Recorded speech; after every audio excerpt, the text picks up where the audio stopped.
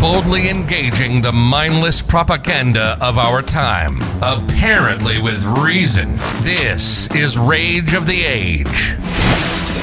This is Rage of the Age, and we have with us today a former U.S. Army public affairs officer, a recent contractor at Facebook who had to go undercover and has other plans that she's going to reveal for the future. I want to introduce to you Cassandra Spencer. Sandra, welcome to the show. Thanks for having me, Philip. Now, the thing that caught my eye with you is you were a contractor at Facebook, had come across some things at Facebook, investigated it, reported on it. Naturally, you no longer work at Facebook, and other things have gone on since then. Let's start at the beginning. You land what you call this dream job at Facebook, but then it becomes sort of like a nightmare. Start from the beginning for us. So, I guess even if I go back a little bit further, when I became an Army public affairs officer, because as a cadet, when I was still in college, I used to get in trouble for being on Facebook and social media all the time. And this is back 2010. So this is before it was Bad super cadet, yes. prevalent. Yes. Always got in trouble for it. And then, of course, the one thing you get in trouble the most for, once I actually become an officer and I'm a second lieutenant, they find out that I'm real good with Facebook and with all the social media stuff. So then they make me a public affairs officer as a second lieutenant. So that ironically then becomes my job, right? Yes. So the Army capitalizes on that. And so I do a lot of stuff, and I think I'm going through my career just fine. I'm in a car accident, which is actually why I get out of the Army. And so then I'm, starting my life over as a civilian. I end up in Austin, Texas, and I get a job as a contractor at Facebook. Mind you, it's an entry-level position, but, I loved Facebook at the time. I used to spend so much time on it in college that it seemed like, okay, this will be awesome. Now I can Right. get paid to work at Facebook. And at first, it really was great. It's an easy job. They provide you all the food, all the benefits. Wow. It's a comfortable place to work. And especially after being in the military, it's like, gosh, I'm treated like a, like a queen here. Unlimited snacks, Oh my they goodness. can sit around, like open, office plan. I was like, wow, this is so different. And unfortunately, I started to come across notes. I worked in intellectual property, so I worked in copyright trademark. I never would have thought that my job would have had anything particularly controversial when it comes to censorship or politics. Most of my day was spent taking down people illegally streaming Disney movies or Game of Thrones or sporting Okay. events, Yeah. Gotcha. that kind of thing. Right. So all of a sudden, one time I get a ticket from a conservative account that's like an independent media thing. And I kind of recognize the name. And so I'm looking at the page, and I noticed that in the same notes section where it would show, like, if I had to issue like a copyright strike or something, I noticed this code that says IA live action deboost live distribution. And I'm like, huh. I said, that's an odd note. And and I Yeah. can see in the notes that it's an action that's taken on the account that no notification is given to the user when this happened. Hmm. And so I noticed it one time, and obviously I'm not an engineer, but I can read English. And so when I see the words deboost, you know, reduce live distribution, like I know that means that obviously you're trying to reduce the distribution of a live feed, Right. right?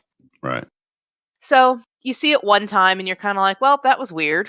And but then over time, over the course of months and months, I start seeing it again and again, every time on conservative pages. Hmm. And these were not like extremist people. I saw it on, like, Stephen Crowder's page, the Daily Right. Caller's page. Hmm. These aren't anyone that, anyone would consider to be like a fringy type person. No. And eventually, and I would look at left-leaning pages too to be like, maybe it's like an independent outlet versus like mainstream thing. So I Hmm. looked at left-leaning independent pages, never saw it. And so finally, I had kept seeing this thing, and it kind of got to the point where I was like, okay, this is something's going on here. What am I going to do about it? What can I do about it?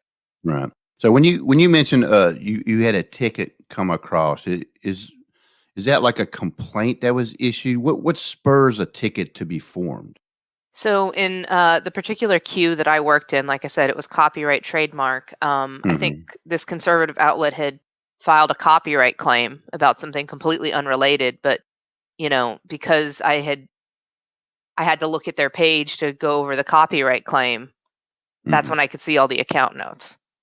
So like I said, this is not something I sought by any Right, means. right. It's like it pops up and it's like, oh, hmm. And then it kept popping up over and over again. But it brought it through the copyright portion that you worked in. Was there claims against them for copyright? Is that No, a lot of the times, leverage? uh, sometimes it was, and other times they would be filing a copyright claim against some other page. It was a mix. Because it was just like if, whenever you get a ticket, you look at the two accounts involved, who's making the accusation, and Hmm. what page the alleged infringing material is on. And, you have to analyze and decide, like, okay, is there a validity to this copyright claim or not? I tell you that I was wondering if well, I don't know, wondering.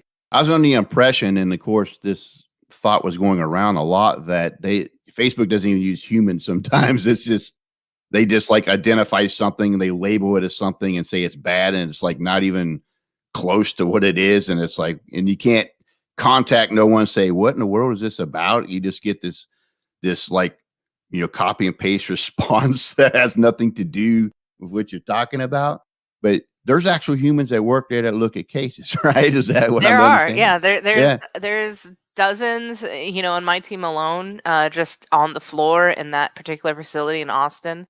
There Yeah. were dozens and dozens of us who were going through these claims, thousands of them a day. Um, and so it was I had a decent sample size to look through.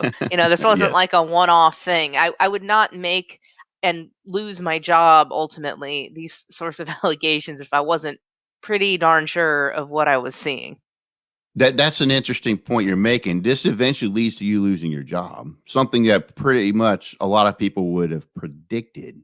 So what was the fine the final line that was crossed for you that you decided you had to do something about it? Well, it was almost serendipitous. So I noticed that all this was going on, and I kind of didn't know what to do about it because, unlike, you had mentioned that you were in the army, there's no internal reporting mechanism at Facebook if you see something, that you Right. think is off, to bring it up to someone, your chain of command. There's nothing like that there. And around that same time, I saw a tweet from James O'Keefe, who I had followed on social media, Mhm. where he had talked about, hey, if you're on the inside of any of these companies, contact us. And it was the tip line, the Veritas tips at protonmail.com tip line. Right. And so I just reached out and I was kind of like, hey, very unsure. Like I didn't want to oversell anything like that. And I was very Yeah. kind of hesitant Yeah. about it. And, but they sent someone out there and we kind of went from there. Wow. And so that just so was you like just as you come across stuff, you would just feed it to them? Yeah, well, at first I wasn't, because like I said, at first I was just like making mental notes of it, like, huh, okay, Mhm. Mhm. Yeah. okay. And but then once I, kind of had seen more what was going on, that was when, once I started talking to Project Veritas, that was when I started taking note of it, taking screenshots, um, Mhm. using a hidden camera to record some of the things that I was seeing going on. Right. And that was when, things went from there, because even once I went down that rabbit hole, then I started looking through some of these, internal pages that they have, and like internal wikis, and even found policy documents that outline some of the censorship things that they had enacted and that they were planning to enact. Wait, so you saw actual policy letters specifically advocating the censorship of conservative material? they didn't say conservatives, but it was very thinly guised. They were Uh, talking about. I had one policy document. It was called the "quote unquote" troll report document, where they were talking about censoring trolls on the platform. But an example of troll behavior was, I don't know if you know who Lauren Chen is. She's with The Blaze. She's a YouTube personality. Like I said, mhm. she works for Glenn Beck's The Blaze, not Okay, I anything got you. strange. But she had made a YouTube video called "Why Social Justice is Cancer," and that Mm. was the example they gave of troll behavior. That's the example they gave. That was one of their examples because it said Oh my trolls. goodness. Some of their goals are to quote like red pill normies to their worldview. That Mm. was- Now, I guess if it was evenly applied, I mean, I don't necessarily agree with it, but okay, you're doing it at everybody. But from your experience, they didn't apply that to the left wing trolls, right? no, no, not at all. And that's kind of where, Section 230. The argument is they can moderate content as long as it's done, quote unquote, in good faith. And it was very clear that this was not being done in good faith. Well, it depends on someone's faith, I suppose. But That's true. what? So, in Facebook, is there like this great divide between conservatives and liberals fighting over what gets put out there and what doesn't? Well, Facebook is very much a monolith of ideas. Mhm. There's not a conservative presence as far as employees at the company.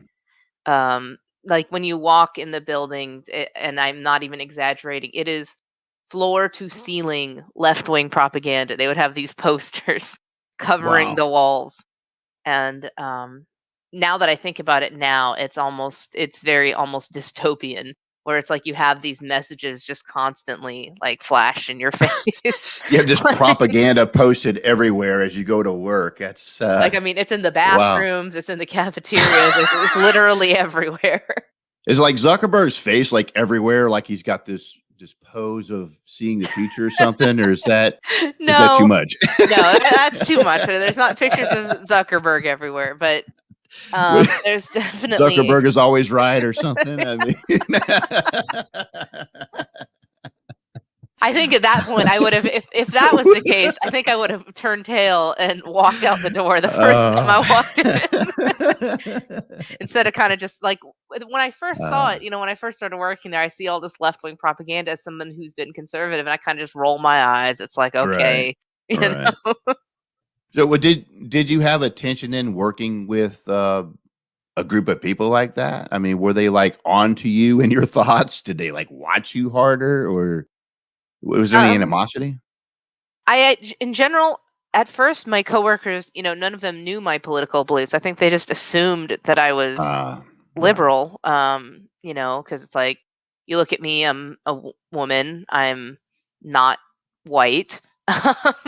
right. I'm half Asian, and Mhm. so I think people just assumed, and especially when you have a company where everybody does think the same way, Mm, you just assume that everybody else is like you, and so there's no reason to think otherwise. There was one incident where a coworker had gone back through some of my old photos and found a picture of me in a MAGA hat from like mm, 2015, 2016 time frame, like okay. back during the primaries. And it became like, for a week I was the office pariah. Nobody Oh wanted to my! talk to me, and I had to come up Wow. with this whole ridiculous excuse. I said, "Oh, my ex-husband, he was a conservative, and oh, that was one of the reasons why I had to get a divorce, is I couldn't be my authentic self." Oh Like, no, no! My patriarch husband forced me to wear the MAGA hat. Good exactly. play, good play. Yeah. Well, how long did your investigation go before they found you out?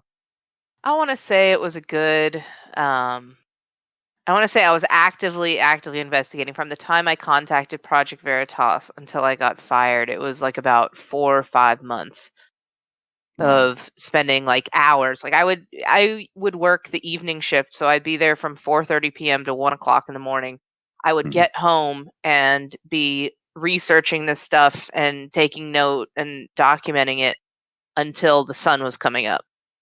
Wow. So you were a walking zombie working at Facebook, huh? Yeah. Was you able to get your hands on, like, I'm trying not to blow this out of proportion, secret material, things you weren't supposed to see, but you would find? Or is this basically in the open and you didn't have to look very hard? I honestly felt like I didn't have to look that hard. I mean, I had to dig a little bit and just know where to look, but it was never Mhm. anything. I never did any kind of like hacking or gained access to materials that, No Mission Impossible stuff coming from the ceiling and grabbing files or nothing like that? No, no, it was just, it was Right. just maintaining an open mind and being intellectually Okay. curious. And I Yes. mean, you'd be amazed how much you can find if you're just a curious person and Right. start looking through, what some of the other teams are working on. And that was kind of where I found this because then, I see this code applied and then I'm kind of curious, like, oh, well, what team is this? Mhm. And then you look more and more and kind of just go down the proverbial rabbit hole. So do they have layers upon layers of groups? Like, you did copyright, but then was there like another group? Do they have like other groups that kind of enforce the rule with within the groups, sort of like a commissar system, maybe? Or how does that work? Um, I wouldn't say it's necessarily like that, but I mean, it is very much segmented in like, we specifically dealt with copyright trademark. Mhm. Another team might be, specifically deal with, you know, um, like pornography or, they might have various teams. Like, even though Well, occasionally some disturbing stuff would accidentally end up in the copyright and trademark queue. I've seen some yeah, yeah. horrific things, and mind you, there are things that should be absolutely taken down off Facebook. Yeah. Oh, yeah, yeah. Well, But well, you mentioned pornography, and I chuckled a bit because I once shared a picture of my squad from Iraq, and it was tagged as pornography. And we were wearing clothes. We were clothed. We're in uniform. I mean, complete battle rattle. Just we're posing for a squad picture, and it was labeled as pornography. I'm like, so that's what they do all day. Okay. yeah, no, it's Yeah. interesting. Actually, the first ticket I ever had was a copyright claim over feet pictures. Feet. Yeah. Like actual feet you stand Oh on? yeah, because you know how like people have like those weird foot fetish things. Oh Yeah, my it goodness. was a company that owned these photos, and someone else had uploaded their material. And so I had to go through each image to be sure. Like, How do you verify if that's pornography or not? Because it's a well, no, I foot. wasn't verifying if it was pornography. I was verifying Okay. whether the person who uploaded it didn't have the copyright over it, and so they weren't allowed to upload I recognize that toenail. I know that's copyrighted. I'm it. humidor. People get paid for that. That's amazing. That's Oh yeah, I've seen some weird stuff. Well, how then did Facebook discover you were doing what you were doing? So we don't know for sure because when I was fired, they wouldn't even tell me why I was being fired. Mm. So I guess let's go in there. The day that I am fired from my job, I walk into work thinking nothing in particular. It happened to be one of the days I did not wear a hidden camera because it Oh, had been hot that day. And okay. so I just didn't want to wear it because it was like a hot day in Texas, Mm. like Yes. abnormally warm. Even though it was January, it was like in the 80s. Right. So I go to my desk, I set my stuff down, and my supervisor comes up and they're like, "Hey, we need to talk to you in the conference room." And I'm like, "Oh, okay." And I don't really think a whole lot of it. And so I go to the conference room, and there's like three or four people there, and they have me sit down at a table, and they close the door. That this was the sign that this was not going to go well. They close the door behind us, and like I hear it click. You hear the deadbolt. Yeah, I'm like, and so Armed I men sit with down, I'm crossed like, arms "Hey, staring what's" at you. Yeah. yeah, that's how it felt, and I was like, "So, what's Oh, going boy. on, guys?" Yeah. And they're like, so the client, which was Facebook, 'cause like I said, I was a contractor, These are people from the contract company. They said that you need to be terminated immediately. And I was like, can I ask why? And Right. they said, we don't know. They just said that you need to go right away. And so I was like, So, and so so I who? kind of start to argue a little bit because I'm like, Yeah. can I at Now, least real know I'm being quick, who's fired? who's the they? Who's they that said you had to be terminated? Was it The Facebook or contract the company. contract company? Yeah, so I worked for a contract company called BC Right. Forward. Um, Mm. and so they were who I was employed through. So the BC Forward people were there telling me that the client Facebook had said I needed to leave immediately. Oh, Um, Facebook told them that you yes. needed to leave. Okay. Mhm. Okay. Thank you. Yes. And so, I'm like, well, it seems a little unfair that I'm being fired and I don't even know why. I don't know what I've done wrong, you Right. know. And they're going round and round. They said I don't know. They said they won't tell us anything, which I know for a fact was unusual because I had seen, coworkers, come and go, things like that. Mhm. Yeah. And there was always some kind of reason that was given. Like, oh, Mhm. you used access to go look at your ex-boyfriend's, private stuff on Facebook. Whatever. Like that was actually a very common reason that people got Oh fired. my goodness. Like, I mean, Facebook is now a spy agency and a detective agency on the right. side. I That's mean, good. it's like if you gain access to someone's Facebook stuff, you can gain access to like all their Wow. private information. So Yeah. Goodness. I knew I hadn't done anything like that, and so I was like, what's going on? And they said, I don't know, they won't tell us. But they said, but Facebook security wants to see your personal cell phone, Oh. and I was like, um, and of course, I knew enough to not put the stuff I was investigating onto my personal device, Right. so there was nothing on my personal cell phone, but Right. so I asked them, I even said, "Hey, if I let you look at my personal cell phone, does that mean I get to keep my job?" Yeah. And they're like, "No." So What of it course I'm what it like, I ain't showing you. "Yeah." I was like, like kick rocks. Like, Yeah. but they kept being adamant about it, and we're going Yeah. round and round about this. The only thing that I thought of that could have possibly been of interest on that personal cell phone. So over the course of me investigating this stuff, James had given me his contact information, right? Including his phone Mhm. number. Yeah. And so I had his phone number saved in my phone, didn't have him saved as James O'Keefe, obviously. Okay. He was Right. saved as like, I put it like Aaron from Tinder. So that would look just completely, random.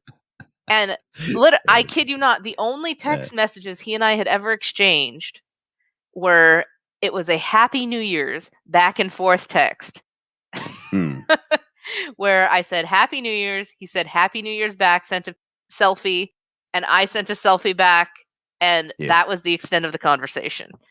Right. So it's very possible. We think that they would make you download beta versions of like Facebook and Instagram and Messenger onto your personal device when you were an employee there, Mhm. or a contractor in my case. And we think that those apps pulled my personal text message data. And we think perhaps they had just linked because this happened 2 days after Project Veritas released their first big tech investigation. The timing of it was very odd. Ah, And okay, so gotcha. 2 days after Project Veritas releases an undercover investigation into Twitter is when I get called into the office. So Right. I think my theory is that they, obviously they have James' cell phone number because he has two-factor authentication on his account like everyone else. Mhm. And so they would have his number and they cross-reference to see anybody in the company who had had contact with him.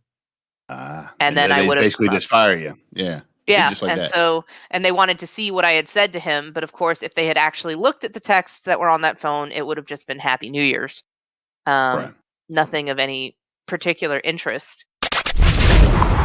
You're listening to Rage of the Age.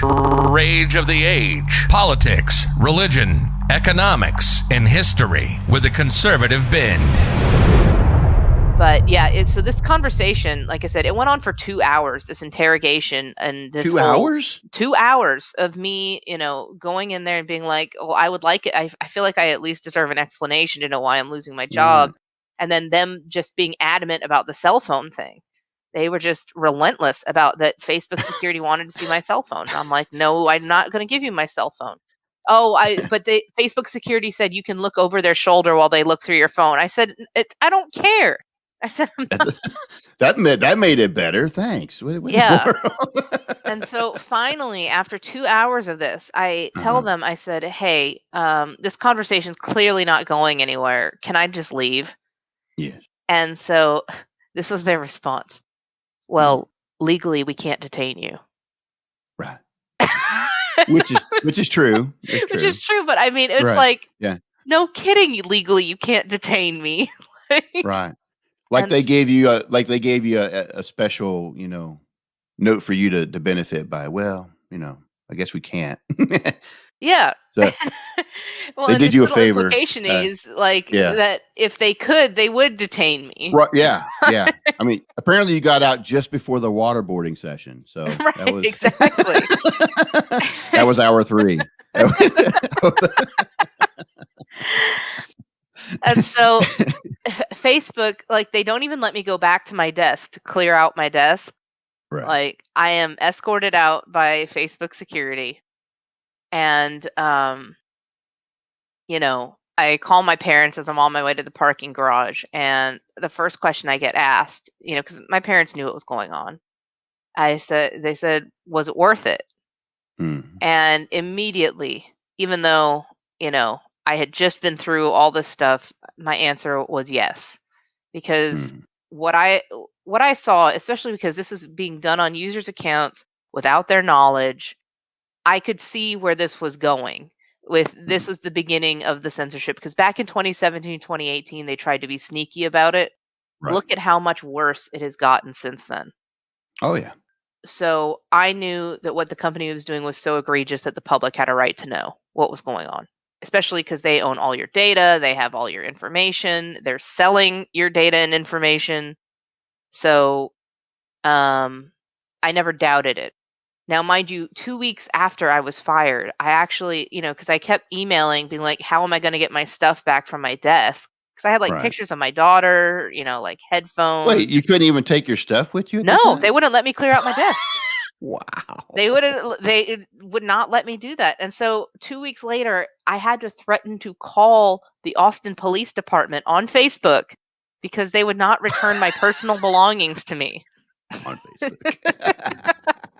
Like, I could not have imagined it. They finally sent someone from the contract company out to meet me at a Starbucks with my stuff, but I was Mm, like, could you imagine if I had to call the cops on mhm. Facebook, the On company be like, Facebook.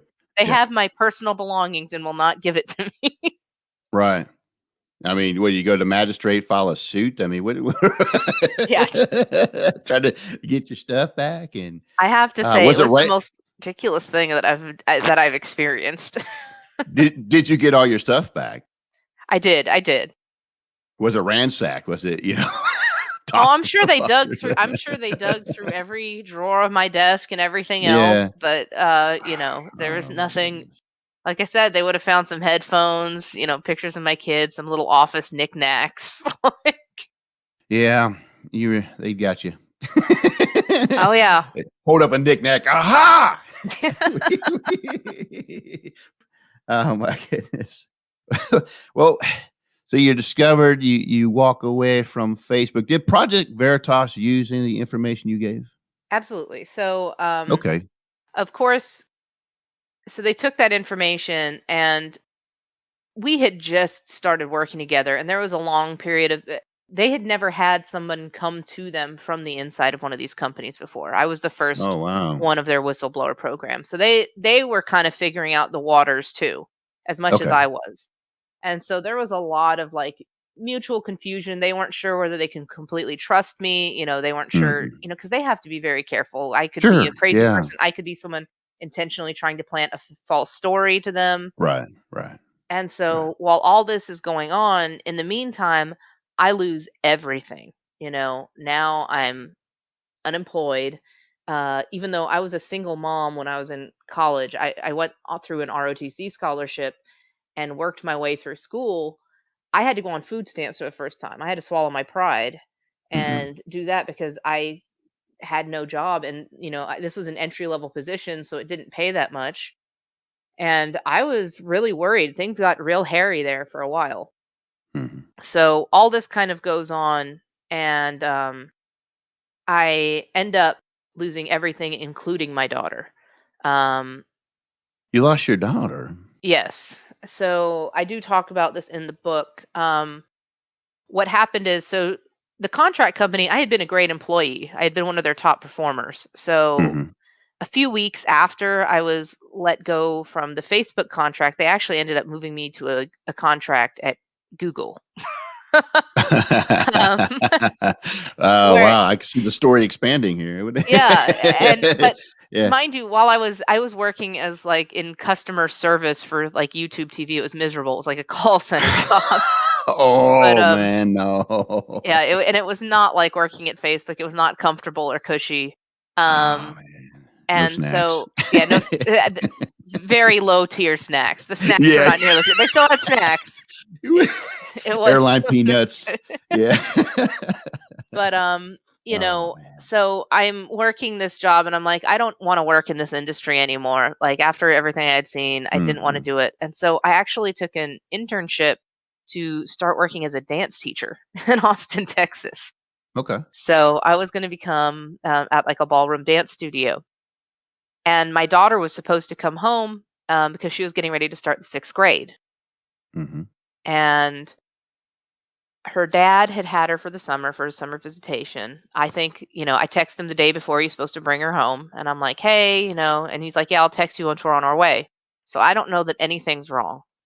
I think that Okay. I've handed these materials over to Project Veritas, that's the end of that, and Mhm. here I am about to move on with my life, start a new career as a dance teacher.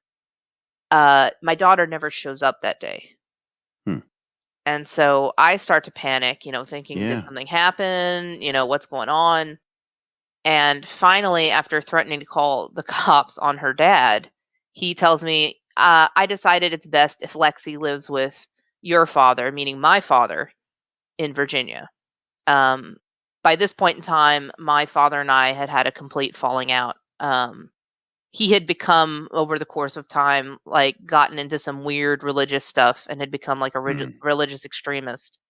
Wow. And so I found out that my daughter was living with him in Virginia.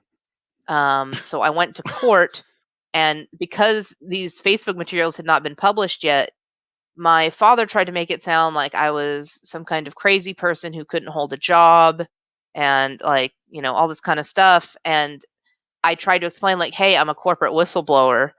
And of course, this is podunk town in Virginia. The judge is looking at me like I'm crazy.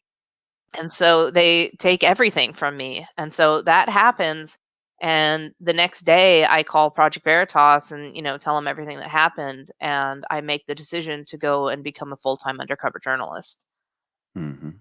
to kind of simplify the process. And Yeah. that was what launched the next part of my career where, um, because I knew what was going on and I knew that I had this time away from my daughter, and either I could fold and I could roll over and just give up on everything, or I could fight and fight for the things I believed in and make it very clear that I'm not whatever Doug, my father, tried to portray me to be.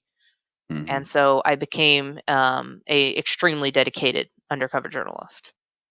So you actually had, the founder of Veritas at your court custody Yeah. hearing, right? So, So well, why was he a part of that then? So this is probably we had another hearing a year later. So this is 1 year later. I have not seen my daughter at all. I have been working for James O'Keefe for over a year at that point. Mhm. And he knew about the whole situation. He thought it was absolutely ridiculous that I hadn't been able to see my daughter or anything. Right. And so I had asked him, would you be willing to come to this custody hearing? And he actually said yes. Hmm. He felt strongly enough about it that he was willing to take time. James is a very, very busy person Yes. to show up at this small town in Virginia. And he was there to testify.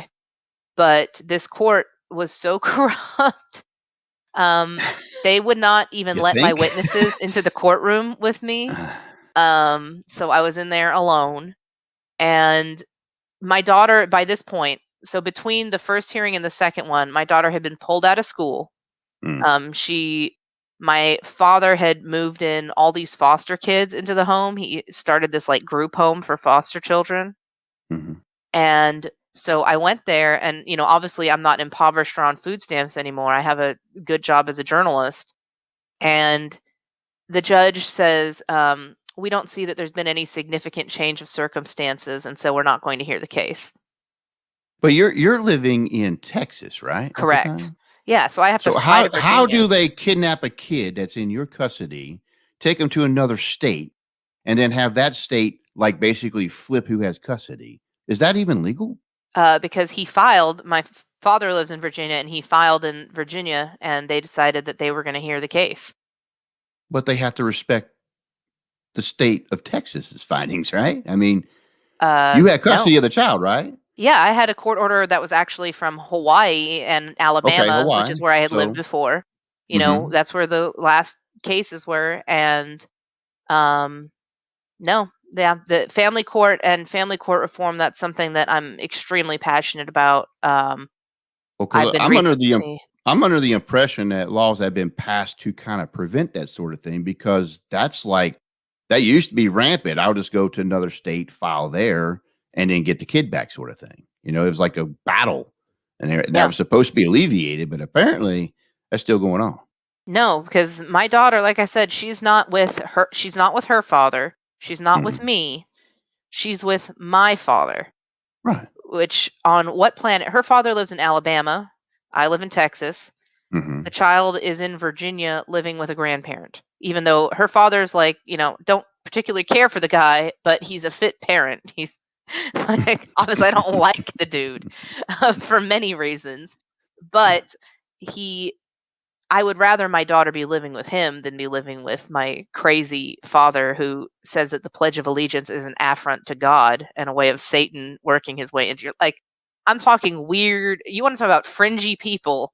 Like, we're talking fringy, and there's all these Right. foster kids living in the home too that, you know, Well, um tell me you got your daughter back. Can you tell me that? no.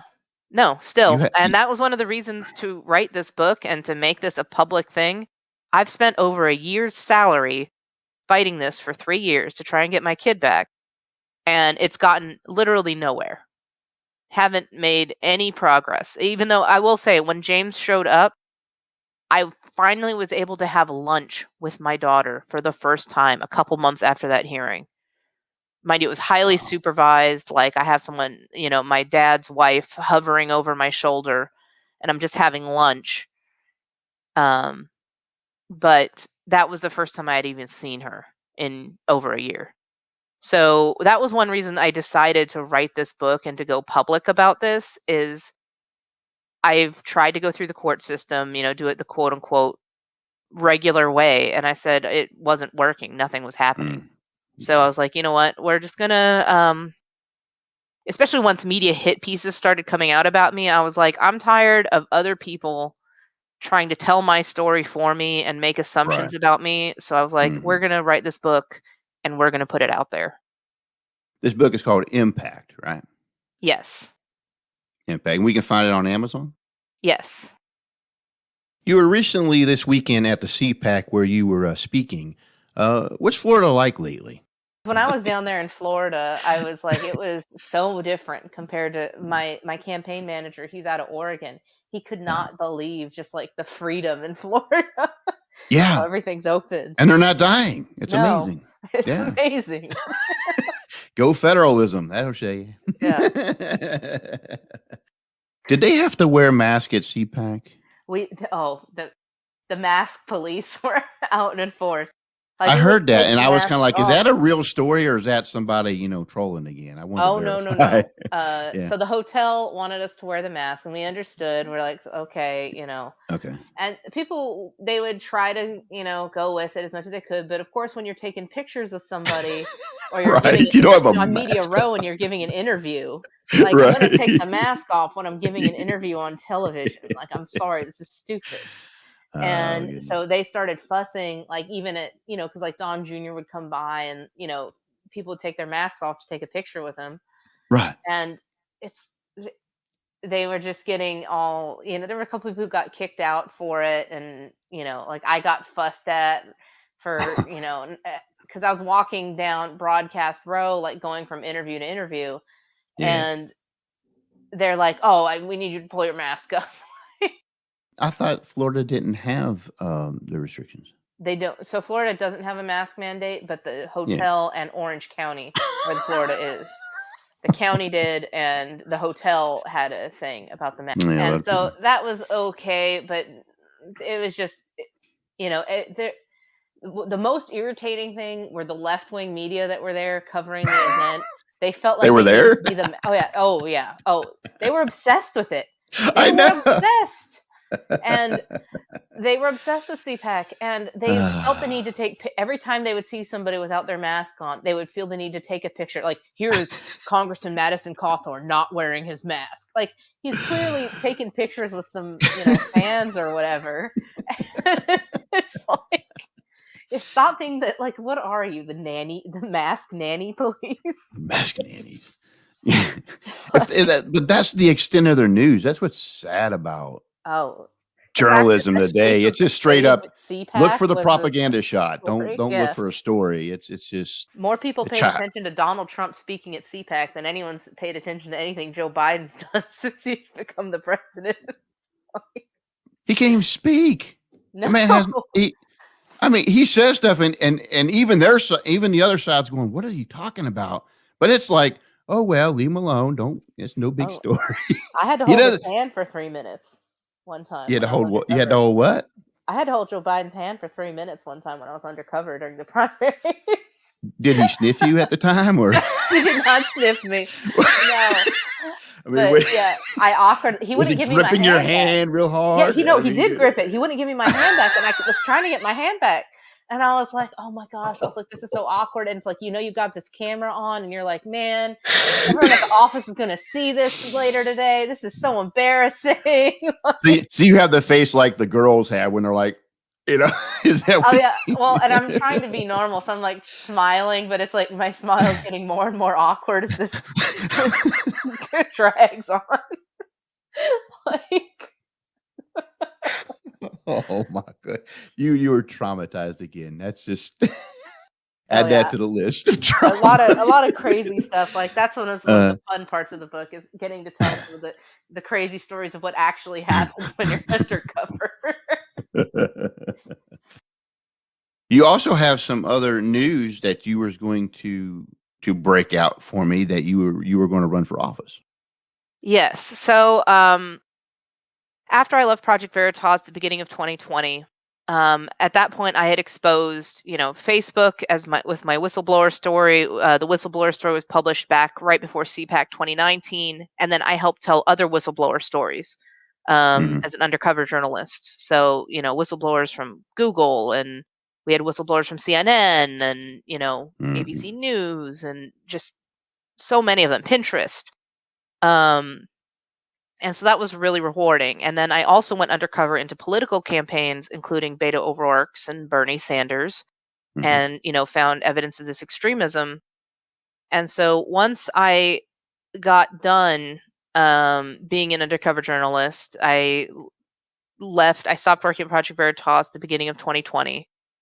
I was like, well, now what do you do? What's next?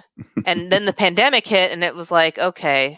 Because I still feel very passionate about these issues that, I would like to see solved, particularly with big tech censorship. And obviously, family court is another big thing that I would like to see reformed because of my own mhm. personal Yeah, situation with it. yeah, absolutely.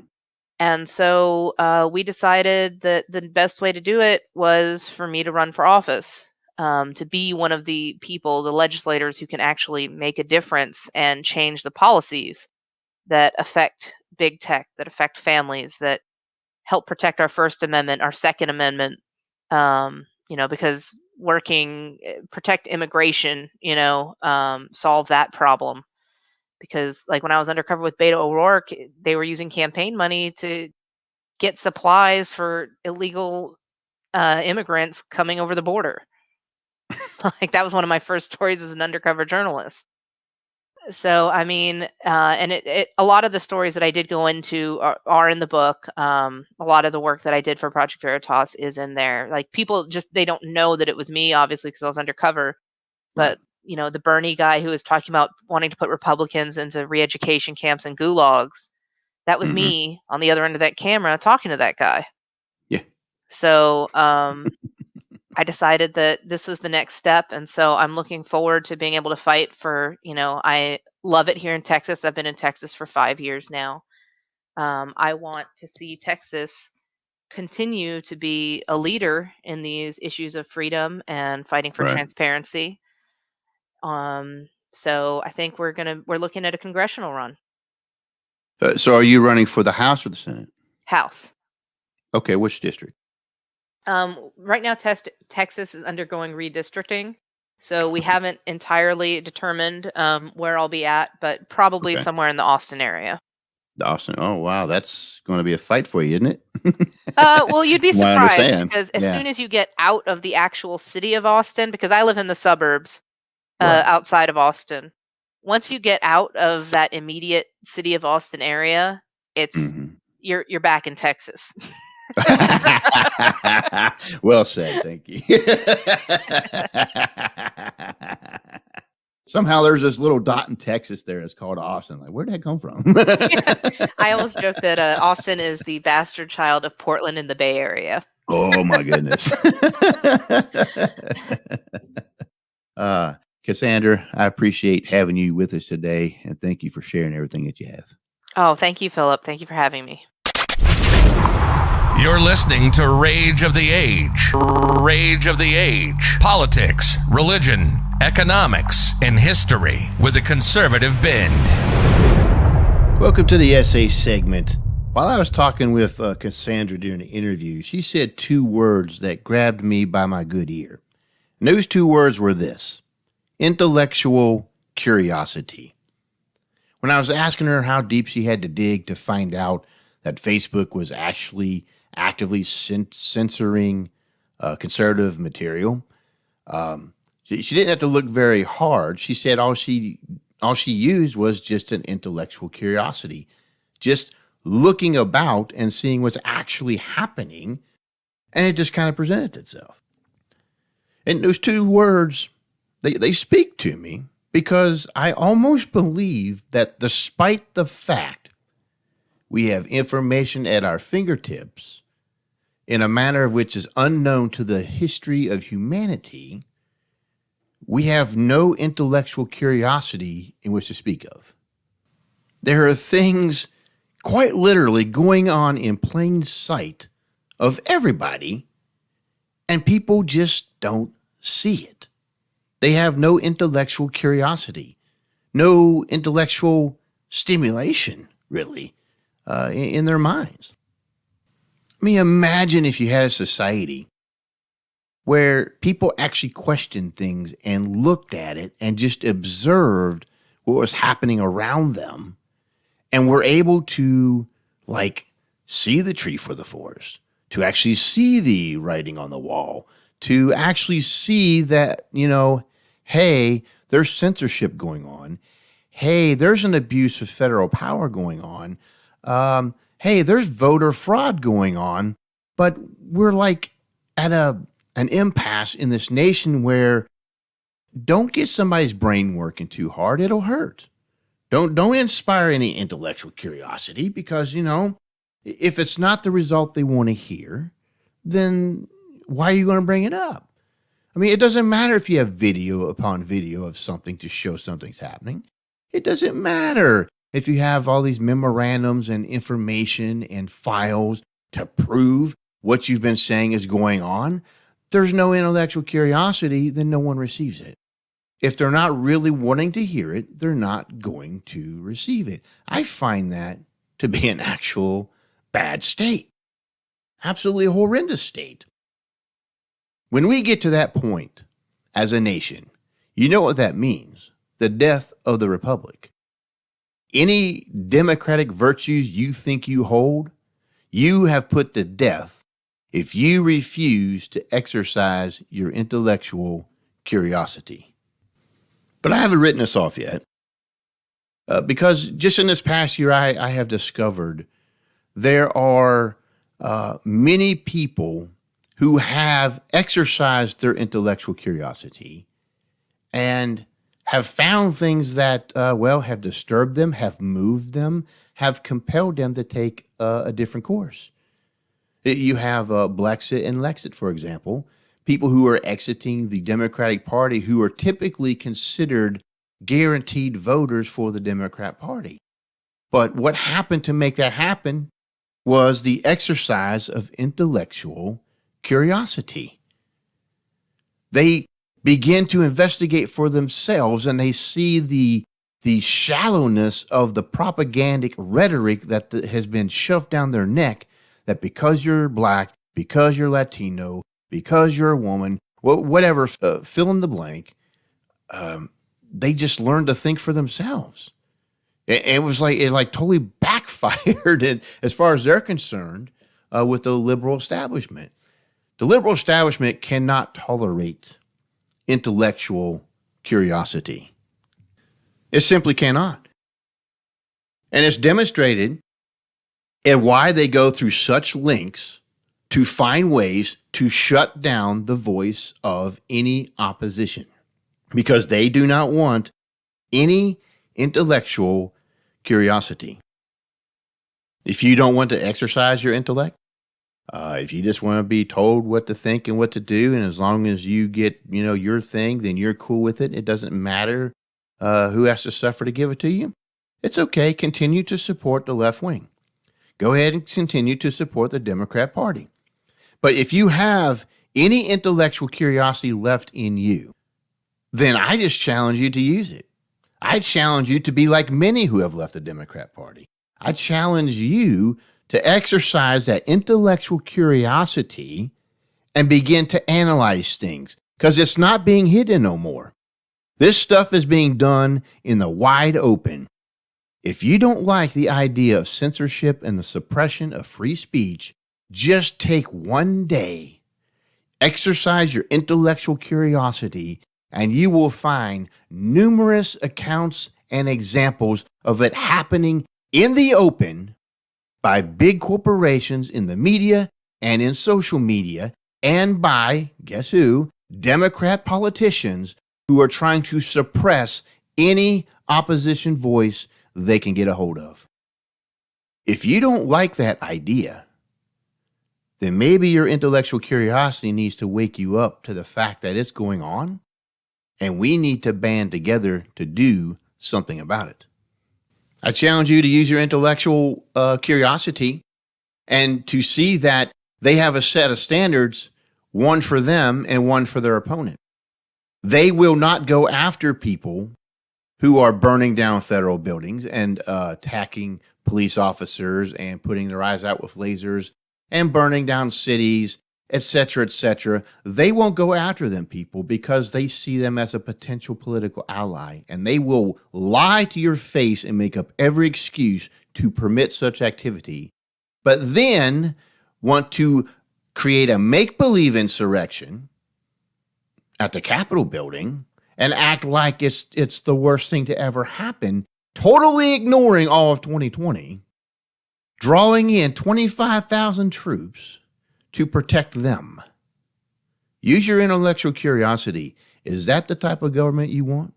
Where this is tolerated all year long, but here we're going to really clamp down on this one because we don't like their politics? If that's the kind of world you want, hey, vote Democrat. It's going to be great for you. But if you don't, and you do have an intellectual curiosity, you need to look and see what's been going on. If you're happy with the idea that just because something's in the Constitution doesn't mean it's your actual right and we can just pass laws regardless of it anyway, then go ahead, continue to vote for the Democrats, because that's exactly what you're going to get. But if you actually believe in free speech and peaceful assembly and the exercise of religion and the right to bear arms are actual rights given to us, not given to us, that we possess them, period, and they're ours to hold, and the government cannot take them from us, then exercise your intellectual curiosity and look what's going on. And see that those are the first two that are being attacked.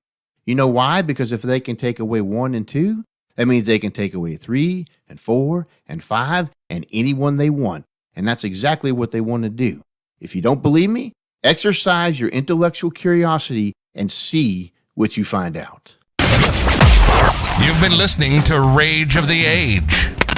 If you loved today's podcast, make sure to leave a review on the media you're listening through. Secure future episodes by heading over to rageoftheage.com and clicking the RSS feed button. Until next time, this has been Rage of the Age.